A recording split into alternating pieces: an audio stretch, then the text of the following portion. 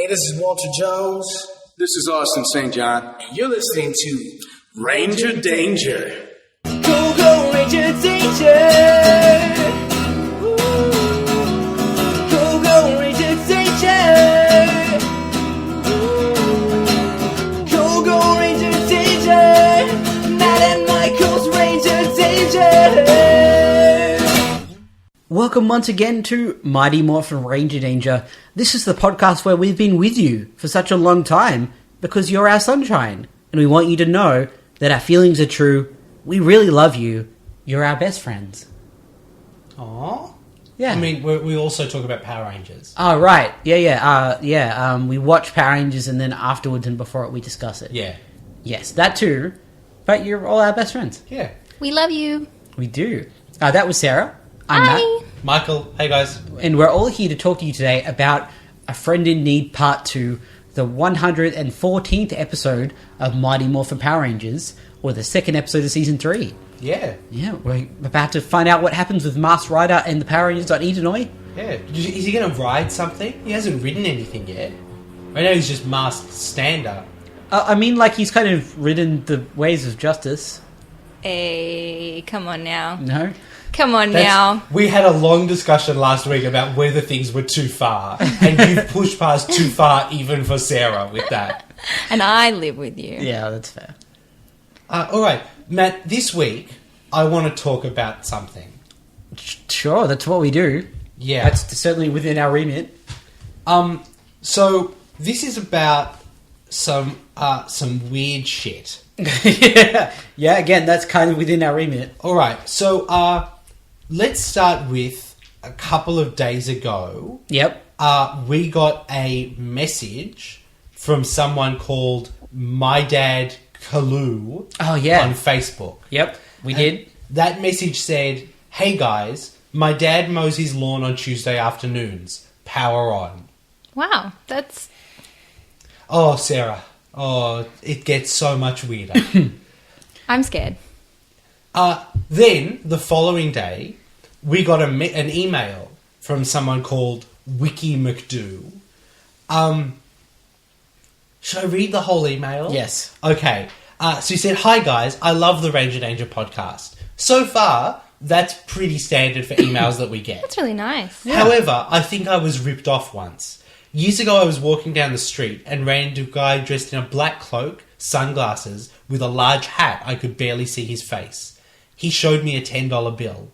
He said, 'See this crisp new $10 bill? I'll give it to you for that $100 bill in your pocket.'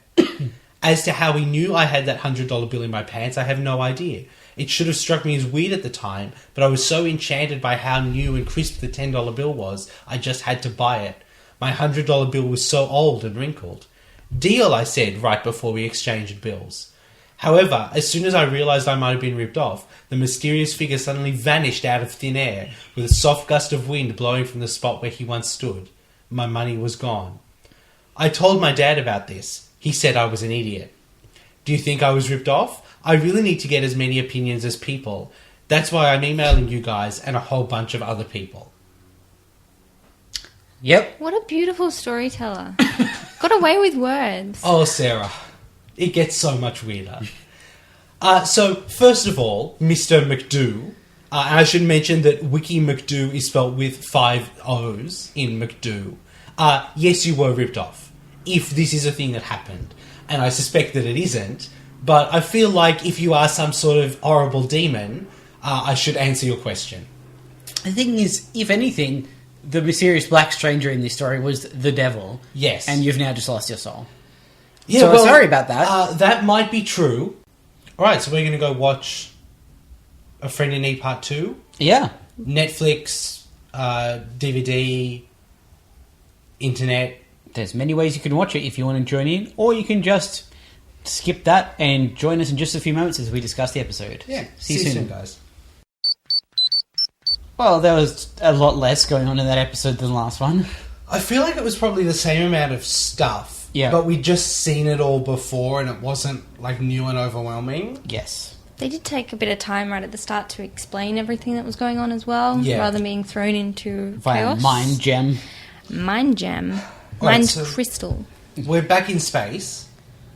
And I don't think we mentioned last week that it's a shitty CGI, like, perfect sphere planet floating on, like, a screen of evenly spaced, equally bright stars. Yeah, it's an early 90s cheap TV special effects, basically. Which will not surprise anyone who's been listening to the show this whole time. No. We do get a cooler shot of the spider base. Yeah. Of it, like, crawling across the planet's surface. Yeah. Yeah, it's interesting, though, because that makes it look like it's in the upper atmosphere, whereas all the other shots make it look like it's in space. Yeah. But it's cool. You know, it's multi-talented. Do we see Dragon at all this episode? I don't think so. I don't think we see what's happening on the ship. Right. So Prince Dex is the prince. Yep. And he's in the cave with everyone else. And he says he needs to just rest for a second. So he unmorphs. Yep. And, Or un-ectophases? Sure. He's a regular human being looking, even though he is an alien, except for, like, a glowing crystal disc on his head. It's like a oversized bindi, basically. But, like, sparkly. Like, some bindis are sparkly. but like reflective diamond sparkly. Like, yeah. it's pretty clearly just, like, a circle that they stick on their heads. Looks like a bedazzled type situation. He says it's safe to breathe in the cave. They're far enough away from the poison gases. Yeah. His other friends take off their gas masks and their hoods. They have names, but their names aren't important. One of them is Fairy. Really? Yeah, the guy who was introduced as Fairy. That's nice. Yeah. So the first thing I think Tommy opens with is, what are those crystals on your foreheads? Which, Not super culturally sensitive. it's not is he? great. I wouldn't pick him as, like, the lead Ambassador to another planet. for other planets. So what's that weird thing you have on your weird face? You guys look just like us, but you got weird faces. What's up with that? He, like, meets classic little green men. You're like, you guys are short with big eyes. What's up with that? I wish the first question was Mars Rider like asking Tommy, so, like, why don't you have a mind crystal? Wait, what's with that weird space in the middle of your forehead? I love that the Edenites are exactly like us, but they have the mind crystals instead and are missing something that we're missing. Like, they don't have belly buttons or something. Yeah. Something that they can see and are like, what the shit is that? So when they see Kimberley in, like, a midriff top later on, they're like, what's going Is on? that a wound? Are you, like, do you need a bandage? What's going on? So the mind crystals, they can use them to communicate their thoughts and images. Mm-hmm. Basically, they're just projectors in their heads. Yeah, which would be pretty cool. Like, you know, if you're stuck in a cave and you're bored, you could just put Blade Runner on. Assuming you remember all of Blade Runner. Yeah. It would also make the justice system really simple because, you know, if everything's being recorded and you were saying that you didn't commit that crime, here's the video. Let me show you on my mind crystal. But is it a recording or is it your memory? It looks like a recording. It does, but also it's always going to look like a recording. Could you, like, practice remembering not having done it? And then be like, well, this is what it would look like if I hadn't have done That would it. make a really good criminal. Like, I'd make a really good lawyer on Edenoi. Why- Laura know what to eat and know it. why are you thinking of loopholes in my justice system, Michael? Because it's not a great justice system. It would be good as a supplement to the existing justice system, but I don't think it's a great justice system on its own. All right. Yeah, it does look like a recording. Basically, the Edenites are being forced to mine the soil, which makes the poison gases come out. Yep. There was a planet of great peace. Yeah. They'd had no weapons or armies for centuries, which means the first dude who decided he wanted to take over took over in seconds. It's Because super they were depressing. all scholars and artisans, apparently. Yeah, basically they're all just art students. Yeah. And they're like, oh man, peace, not war. And then war came, they're like, well, fuck. Which, like, I support that as a concept. Yeah, peace not war is great. The problem comes when there's someone else who's on the side of war. Yeah. He's gonna win pretty quickly. They're super vulnerable. But I was a little bit confused because they did mention that they've been mining, they're gas miners. That's their job. No, I think they're being forced to do that. Oh, okay. I thought he was saying in the past. I don't know. Okay, all right. The Maybe I other thing misunderstood. he says is that there's been no weapons or armies there for hundreds of years. Yeah. I assume he's accepting the transformation suit of bug armor that he wears. Well, he does say that has been available but never required for hundreds of years, basically. It's been passed down but nobody's been using Right, it. from king to king. Yes. And his grandfather is King Lexion, who we've spoken about but haven't met properly yet. Yep. So I guess that makes Alpha his uncle? Technically? Yeah, I mean, yeah. Oh, I mean, weird. Alpha said, Lexion's like a father to me, not Lexion's my dad. Sure. But, So Alpha's like an uncle to him. yes. So with the Masked Rider powers, King Dragon would be invincible. Sure. Lots of people say that in the Power Rangers universe, that if they got the Power Rangers powers, they'd be invincible. But the Power Rangers are never seen to be invincible. They're also never beaten. I guess that's also true, isn't it? Yeah. Yeah, if they gave Lord Zed even the win-loss ratio that the Power Rangers have got, that would be pretty bad. Yes. So meanwhile, Kim calls in sick Yep. to the boss. And he's like, no, fine, just have a rest. It's all good. Bulk and Skull are in the youth centre. Just it'd be much harder to call in sick to Zordon. When your boss can look at what you're doing right now. Yeah. It's not like you could just like go to the movies and then call up and like, cough, cough, I'm sick. Because he'd be like, well, then why are you at the movies, Kimberley? That's actually a whole nother level of creep, Yeah. actually. There's a Now lot of that creep I in think this show. you Zordon and Lord Zed both have the ability to see everything that's happening at any point. Yeah. Ew. Yeah. Yeah, when you stop and think it through for a second, it's not great. So Bulk and Speaking of creepy, Yeah. So, Bulk and Skull, do you remember when they decided that they wanted to learn who the Power Rangers were? yeah, at the start of season 2. And they, rejected their premise of just being bullies. Yep. This is even more blatant about the change of direction that they're having. Yeah. Bulk says to Skull, I've had a thought about the Power Rangers. And Skull literally just says to him, no, we're not doing that again. Yeah. I'm done. I'm done with the status quo of last season, which is good, because I was done with it too, to be honest.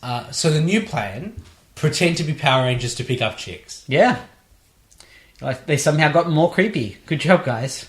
I did love the tie-dye vest that Bulk was rocking, though. They've got some pretty great fashion choices Yeah. sometimes. Let's just cover the whole Bulk and Skull. There's another scene later in the episode. Let's just cover that all now. Yep.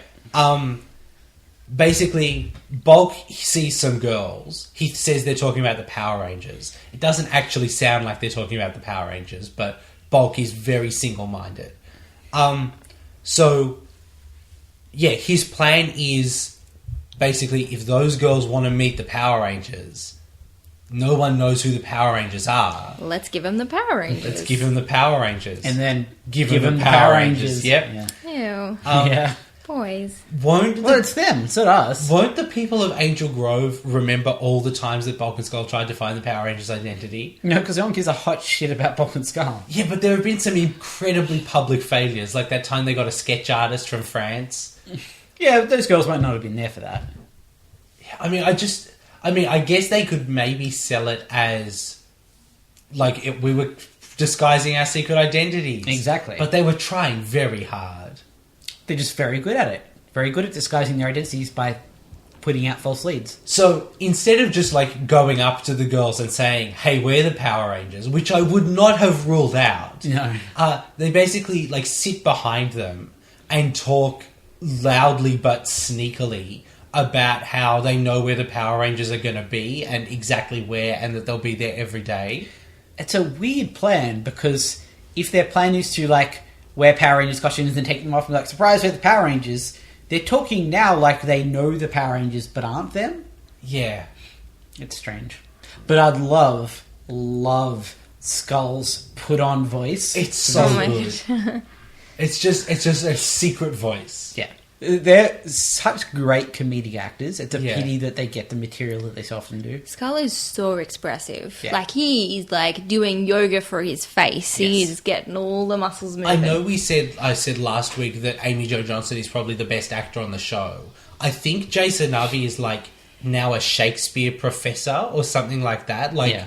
He's a professional, not a professional actor, but someone who professionally cares about acting.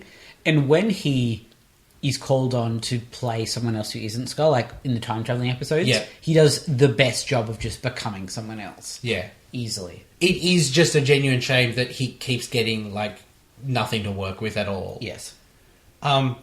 Anyway, on the moon, Lord Zed and Rita and Goldar are walking in single file. And, like, Lord Zed is muttering some sort of maths calculations, and Rita's muttering something else. And then they just all walk into each other? Yeah. It feels like they didn't really have a scene here and like, oh, let's just do a comedy beat. And it just... It's strange, isn't it? Yeah. Then Goldar mentions Count Dragon, and Rita goes, oh, now you've done it. But in a great bit of work for this show, does that off-screen as Lord Zed starts to rant. Yes. I did notice a couple of points in the direction of this episode that were, like, well-directed. Decent choices. Yeah. Yeah. So some good work, and I hope we keep that up. I found when Lord Zed this time spoke about Dragon, it really sounded like he's protesting a bit too much. Yeah. I've That Lord Dragon, he's so hunky and he's so evil and... Yeah. Oh, yeah. Yeah. I'm starting to think that Lord Zed is kind of into Dragon a bit. Because he's like, I hate him. He's just the worst of the guys I know. Yeah. And yeah, he's the most evil, and I like evil, but I don't like his evil because it's too evil. He calls him too evil for his own good. Yeah. Which, He's basically Lord Zed's version of too hot for his own good. Yeah. It's like, I hate how hot he is. He's just so strong and powerful. That mouth. Yes. And I guess he probably got a face, but I'm not willing to, like, he doesn't definitely have a face. Yeah. It's only a spin on it. I didn't take You that away from didn't? it. Okay. No, but, I can see it now. So, in the cave on Edenoi, they ask about King Lexion, and Dex says, yeah, he's in hiding, orchestrating their escape. Tommy walks over and just pats him on the shoulder.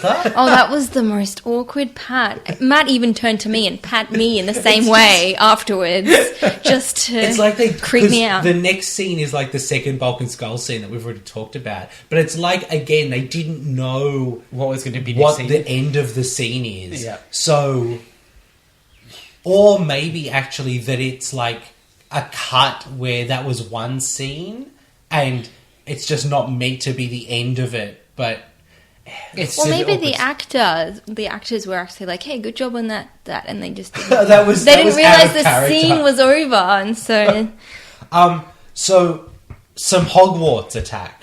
some Hogwarts. Aren't they Codwarts? Yes, that's what I said. Hogwarts. Can you describe these monsters? Oh my god, they're amazing. They're like, the popcorn monsters from Futurama? Yep. Yeah, they're like those. Yeah, that's a pretty good comparison, I think. They were like sort of frogs standing up with really big pot bellies and like splotchy weird bits everywhere and jagged teeth and crazy eyes They're and slurping and grunting. way more evil and scary than anything on Power Rangers. Yes. They were basically. really, yeah. Except original Lord Zed. Even then, like, their faces Yeah. are like horror movie faces.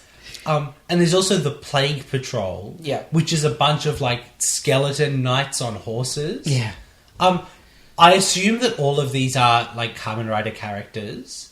My understanding is that show has always been, like, a little scarier than Power Rangers. We should explain for Sarah and maybe the audience what Kamen Rider is. Yes, please. Okay, so you know how there's Power Rangers, which is like the American version of a Super Sentai show. Yes. Well, Kamen Rider is like the show that airs before the episodes of Super Sentai. And so they're like a double bill all the time. And they've been like related since the 80s and have always been... It's about a dude who dresses like a bug and mostly rides a motorcycle. Yeah, so it's kind of like Power Rangers, except there's generally only one hero and there's a supporting cast. So rather than being a team show, it's just a single One hero good show. guy and a bunch of bad guys. Yeah. And it's very similar to Super Sentai. Is it in, actually like- older than Super Sentai then? I If it's believe so, yes. right. I believe, and I'm not sure about this, I want to say it started as a manga, Possibly. And Or there was a then- manga made afterwards. And then there was like a TV show, and they do a similar thing to Power Rangers where each new season is A new new Kamen Rider. guys, new costume. They don't always look like that, but the evil organizations are always like similar, and it's just So that's why it's only the rider. What is his name? Yeah, that's why there's Bug just Rider. the Buggy- Masked Rider. The Masked Rider. That's who why looks like there's a just bug. one of them, He yeah. is the only one who fights the COD things. yeah. I mean, I suspect that that's probably original footage. Yeah, okay. But yeah, it's he's the only hero of that show that they're going to make into an American show. Yeah, sure. That So makes sense. after Power Rangers had been on for 2 seasons and was making Saban money hand over fist, they were like, right, well, however else we can do that. So they took a Masked Rider and made a season of this show. Took Kamen Rider and called it Masked Sorry, Rider. yes. Yeah. Right. Yeah. Just to clarify, Yep. Kamen Rider was actually a show first. Right. It started in 1971, but was actually created by a manga artist, Ah, okay. and yep. he then adapted the show into a manga. So television show first, but created by a manga Right, artist. okay. I'm just going to, this won't be any good for our audience, but for Sarah's purpose, the first Kamen Rider looked like that. Okay. So the one that we're seeing as Masked Rider is actually pretty similar. Yeah. There have been some quite drastically different ones over the years. Yes. But this particular one is a pretty back to basics kind of guy. Okay. Yeah, they've had different gimmicks over the years. Like for a while, or a period of time, there was 2 guys that had sort of opposing powers almost. And they have belts. That's Yep. their thing. They don't have morphers. They've always got belts. Okay. And there was in Kamen. Again, I probably shouldn't be speaking about Kamen Rider too much, so I don't know a whole lot about it. But recently, there was a guy called Kamen Rider Forze, I think. Yeah, which is 40 because it's the show's 40th anniversary. Yeah, and his deal was that he could turn into all of the previous Kamen Riders. It's Right. the super mega force of Masked Riders. Yes. So yeah, Kamen Rider. Yeah. And yeah, as Michael was saying, I think the show is generally a little more adult and scary in nature. Yeah, And yeah, sorry? There's definitely that vibe. Yeah. And the costumes do seem a little bit more fleshed out, if that makes sense. Yeah. Yeah. A little more happy and jumpy and a little more serious and angsty. Yeah. Yeah. It's nice to have those two kind of shows that you can have one or the other. Yeah, and because neither of them are too much in either direction. Yes. They're just nicely I think complementary. Forze is all about friendship and imagination, and it's Yeah. also a show where people fight each other and occasionally monsters bleed. Yeah, my understanding is that on occasion people in Kamen Rider can die. Yeah. Whereas it's not so much a thing in Super Sentai. Yeah. There you go. Ta-da. So they're all oh gosh, it's the Hogwarts and the Plague Patrol. And then they all yell to the power. Yeah. To the power of what? If they yell to the power of 6, at least that kind of makes sense. Which it's like a rallying cry. But Yeah. Dex says to the power, and then all the Rangers go to the power, despite having never said that before. No. It's strange. So the Rangers go back to action, which it means put their helmets back on. Yep. But Dex doesn't take this opportunity to morph. Yeah. He comes out and does a big speech. In his gas mask, because he has to hide his identity. I assumed it was because he didn't want to be killed by the poison gas. No, I think it's because he's supposed to, the Dragon doesn't know who the Masked Rider is. Yeah. He's supposed to be, a mysterious figure that inspires hope in the rebellion, not because he's really achieving anything, but because he is thwarting the plans of Dragon consistently and showing that Dragon isn't sort of totally in control. That makes sense? Sure. So now he morphs. Yes. His- After a big speech. His morphing sequence is nothing special. Okay. His belt gets big and then wraps around his face, but it looks crap because it's 1993 and I don't know that it's any worse than the Power Rangers. I don't think it's worse. It's just it's not better or I like the music too, because it's a nice contrast from the Power Rangers one, which is very rocking, let's get excited, but his is more sort of operatic and grand. I want to talk about the music, but I want to talk first about after he morphs, Yeah. he spends what feels like 5 minutes just posing and yelling. And saying here, Like, lots of shots. Yeah. And enough shots that it veers into not funny anymore. yes. It's just kind of uncomfortable. And so many camera angles. Like, they Yeah. really Yeah. went to an effort. Kids, watch this show. Yeah. Is what they might as well be yelling. Yeah. I mean, it was kind of the hero shot of the crossover, which is the Power Rangers and Master Rider teaming up and facing the enemy. Yeah. I imagine that was what was on all of the like ads that were hyping the event. Yep. Yeah, so he's going to fight the Hogwarts. He can take on the 3 of them on his own. Yep. But the Power Rangers are going to have to fight the Plague Patrol. So Tommy's up against one. He's on his horse. Tommy yells, "I think you should come down off your high horse," and then kicks him off his horse. So, Do we assume they're speaking English? yeah. I think everyone in the Power Rangers universe speaks English, basically. Okay, that's fine. So we see Master Rider's rider kick. Yep. Which is he jumps like somersaults in the air. It's like a corkscrew kick, but his feet go on fire. And then, his feet kind of glow. And then he kicks a cogwart and it just disappears. Yeah. It was pretty cool. That sounds incredibly overpowered. Yeah, I mean, like, we don't know how tough the Cogwarts are. Like, maybe they're just minions. Like, if a Power Ranger did that to a putty and the putty exploded, that'd be that's fair, I no guess. big deal. So, I was not a fan of the music in this scene. It's definitely, it's less rocky and more orchestral. Yeah. But I don't think it sells the fight. Yeah.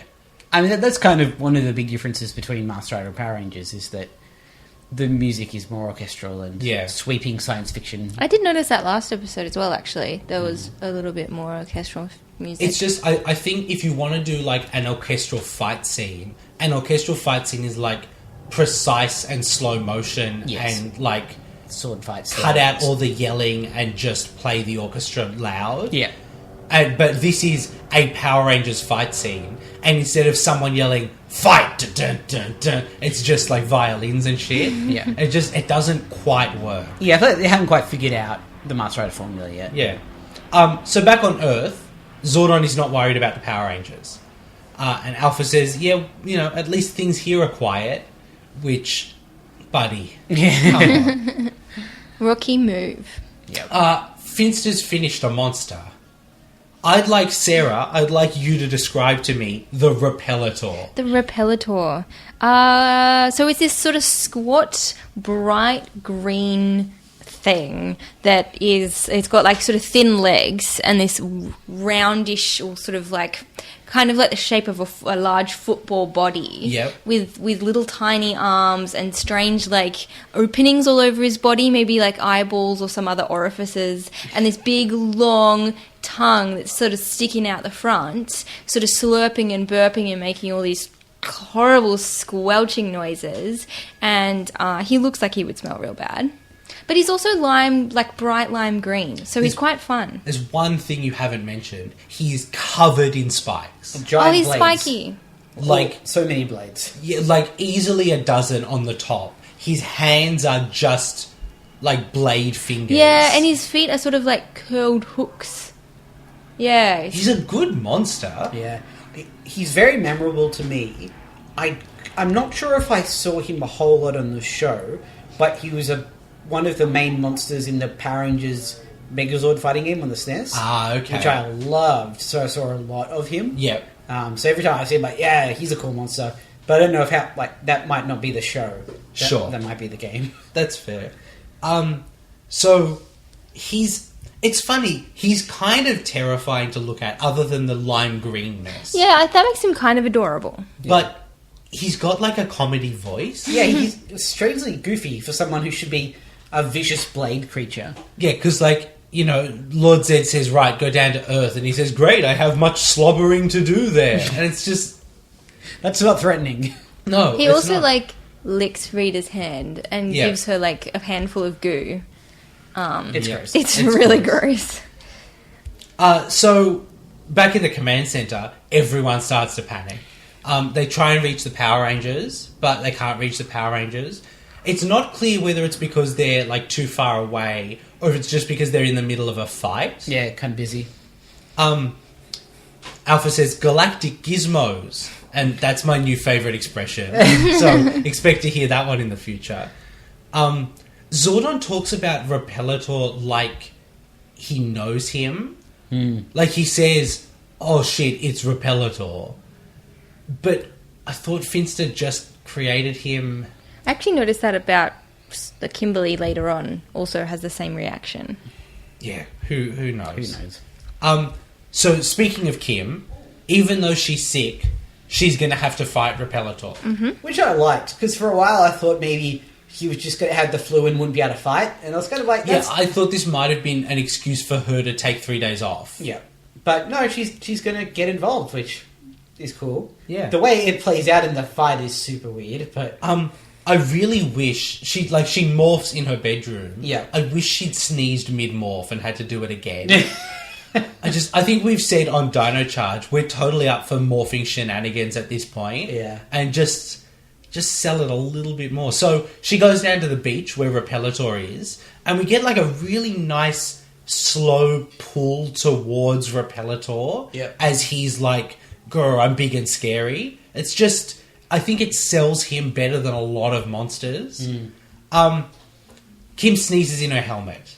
Yeah. We need to talk about this. There's a bit where she sneezes, and he says, "How dare you sneeze all over me like that?" Yeah. She's wearing a full face mask. And she also covers her face with her hands. And And it says, "Please excuse me." The particular problem is that this is the same episode where they're relying on the fact that the Power Rangers masks protect them from the gases, so they're airtight. Yep. Like they are full environment suits. Yeah, I'm willing to buy Kim's like covering her face as just reflex. Yeah. But the fact that the monster is like, "You sneezed on me." No, Yeah. she can't have. Yeah. Anyway, so she starts to fight Repelator. She does kind of have him on the ropes for a bit, and then he grabs her and makes her wobbly, Yeah.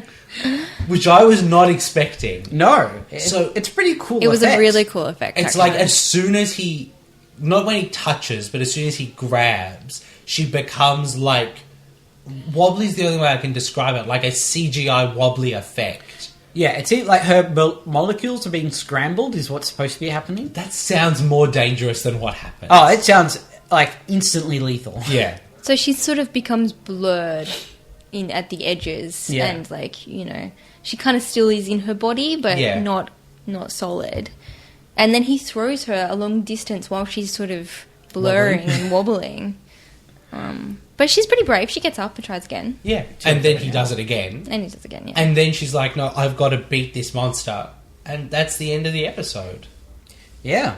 It's weird because there was not really any solid conclusion to Master Rider fighting No, at all. those monsters, nor the Power Rangers fighting the Plague Patrol. Yep.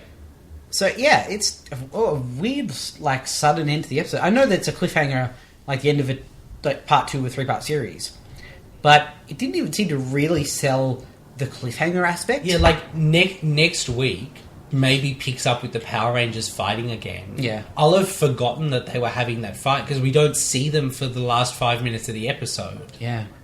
It's a weird one. It is. It felt very quick. Yeah. I was surprised when I finished. I think this one is a lot of A, backstory, and B, fighting. And that stuff just, like, flies. I also zone out a little bit when there's fighting. Yeah. I do too, at this point. Depends on how good the fight is. Yeah. Like some of the Unmore fights that are quite creative and look impressive, I get very engaged in. But that one was kind of... It's dudes in suits punching dudes in suits. It's Yeah, and not particularly exciting or interesting or new in any way. Yeah. Except for Master Rider. Like when Master Rider was doing his corkscrew kick, I was like, oh yeah, that's new. Yeah. I was paying attention. Matt, what does Tommy teach us this week over the credits? He gives us the 3 most important values you need in martial arts. Do you remember what those are, Matt? Self-confidence. Yes. Yeah, or just confidence. but- Sorry, confidence. Which I guess is self-confidence. Yes. And 2 other ones.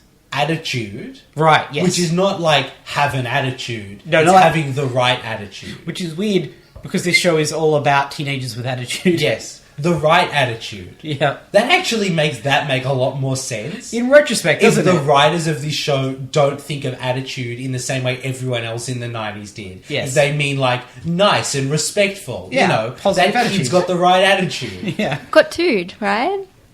And self-respect is important. Because if you don't- Believing in yourself. if you don't respect yourself, how can the Power Rangers or something like that? And if someone says that you're not cool, fuck them.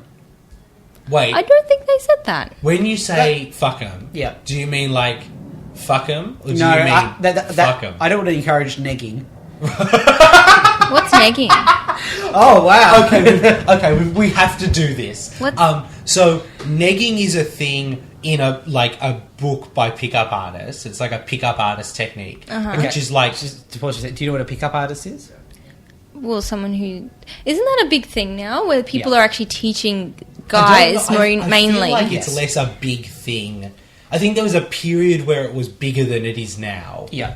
But it's still I'm us seeing, sure unfortunately. I've had at least one situation where a guy tried to pick me up in the supermarket and he was... Like, it was like an experiment for himself. Like, he was lovely, but it very much felt like one of those situations where when I said no, he was proud of himself. Like, Yeah, because he tried. Maybe Yeah, he I was- had a maybe really he strong- was just desperately lonely and was like, "Oh, it's all right. I got out there. That's a good step." I just had a very strong feeling that it was Okay. one of those situations. That's fine. I mean, you were there, so I'm willing to trust your judgment on that one. But yeah, so that's a thing now, Yeah, right? so negging is a pickup artist technique. Okay. And basically the idea is, like, you say something mean to a girl, and then she'll want your approval. Yeah, it's sort of like you lower their self-esteem. Yeah. So that they have a lower opinion of themselves and are more likely to want to get with you because you've 'Cause, like, their esteem below. If you go out and there's, like, a super hot girl who knows she's super hot, Yeah. you can't just go with, "I'm alright." So you got to be like, "You're shit, I'm alright, so you'd be doing better than that." right. It's like super horrible. That is terrible. Yeah. I think the only redeeming factor for me for negging is that I find it hilarious. Well, yeah, because you've never had to be on the receiving No, end. absolutely. But just, like, the idea that the plan is just to go up and be mean to people and hope that statistically eventually one of them will have sex with you. Isn't that kind of what, like, always happens, though, like, especially in the schoolyard? Not to me, Bullying. Sarah. No, like, but boys bully girls that they like, right? Isn't that a thing? That's a, like... Is that different? I think that's more like a truism. Like, I'm not sure that happens, actually. I think that's something that, like, TV says happens. I'm sure it happens. It's happened to me. When I was in high school, there was You've one got to of... be mean to Sarah. One of my big, like, I had this boy who really was a bit of a bully to me, and, like, I feel bad because I was quite harsh back to him in the end, and then and he got really upset, and I realised that it was, like, a deflection type thing, but it was just a way to talk to me, was to, like, G me up, as they used to say, and, like... Yeah, I think that's It more happens. an unconscious thing. It is almost. unconscious, for Whereas sure. I think negging is a very... It's on purpose. Yeah, very on Every purpose. part of this is like, here is the 7 steps that you do, and if you execute these, the girl at the end will have sex with you. Yeah, like these douchebags teach classes to other douchebags about this stuff. It's fucked up. That is crazy. Yeah. It's like the whole nice guy thing as well. I guess it's the same thing, but backwards. Yeah, but like I'm Being- not like, but quote unquote nice guys are pretty much the exact same type of No, people. but nice guys on purpose. You know how, like, it's quite common. It's all centered around the idea that, and we've gone way off topic, but I actually don't mind. It's all centered around the idea that, like, there is a set of things you can do, and at the end of completing those things, the person who you are doing those things for will have sex with you. Because you've manipulated them through your And actions. either those steps are, like, be calculatedly mean to them, or, like, do all the things they ask you to do. Yeah. But at the end, out of the machine, you get sex. Right. Yes. Yeah, there's a fundamentally flawed from the start. Why is it called negging? What's Because that? being negative. Oh. And it's, if you just called it being a douchebag, it's less appealing as a step in the Yeah. list of steps. If you say, right, guys, today I'm going to teach you how to be a bit of an asshole. Although to these guys, I don't think they would mind so much. Like, it's a pretty morally bankrupt thing to do anyway. You know, like if you're on board with this, you're probably on board with most things. Yeah. What? Oh. What was that look about? I don't know what. I'm curious as to what most things are. Oh, I just mean like you don't really have any sort of moral standards, is what I'm saying. I mean, I think that's a bit harsh. And this wouldn't be a Here's- long-term plan, though, right? It's not to establish a relationship. It's no, just to no. get laid, Yeah. right? Yeah. And like, what you are doing to get laid is to make someone feel miserable so much so that they doubt their own self-worth and make bad life choices. Like, that's a profoundly shitty thing to do. Sure. It's very sad. Oh, They obviously do not believe in themselves enough that to be their authentic self. That person would want to be with them. Well, I they don't think enough of themselves. Some of them don't think enough of themselves, and some of them aren't enough of themselves. Yeah, some of them are just They- predatory. And I genuinely don't believe that that's all of them. Yeah. Like, I genuinely believe that a bunch of those people are people who Are misguided. are uncomfortable with themselves and are like, okay, well, if this works, then like I don't believe in myself enough to go for it. So let's try the steps. How bad can the steps be? And are just lacking the self-awareness to understand that, like, they're not doing right by themselves, but are also being horrible to other people. You know what's really hot, everyone? Honesty. Being yourself. I like it. This is the end of Power Rangers with Tommy for our podcast. This is your moral. Sorry, so can we get? I'll do some like soothing piano music. If you Okay. give us 3, like, principles. Just one moral. I'm fine with one moral. One moral. Yeah. Authenticity is sexy. Is that That's good. immoral? Is Yeah. that okay to be sexy? Are we allowing that? Oh, yeah. We encourage sexiness. Okay. Do we? Yep. I don't encourage sexiness. Okay. What? Authenticity I, is like, if you want to do it, that's fine. What but about I'm not gonna encourage attractive? it. Attractive doesn't have to be about sex. Yeah. Authenticity is attractive. Blah, blah, blah. Blah blah The more you blah. know. All right. Well, that's been Mighty Morphin Ranger Danger. Yep. That was weird. That was weird. But cool tangent. We'll see you guys next week for the thrilling, maybe... Oh, I want to ask: do we want to put Repellator on the creature feature, or will we save it for next week? Next week, definitely. Next week. Yeah. Okay. So yeah, next week we'll be back with the maybe thrilling conclusion of A Friend in Need. Part 3. Definitely the conclusion. Yeah, it'll end. That much we know. We'll see you then for that. Bye, guys. Bye everyone.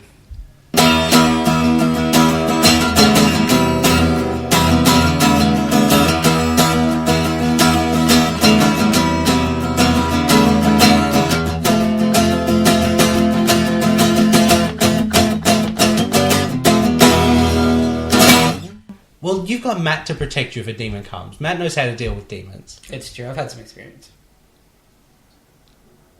Have you? I can't talk about it.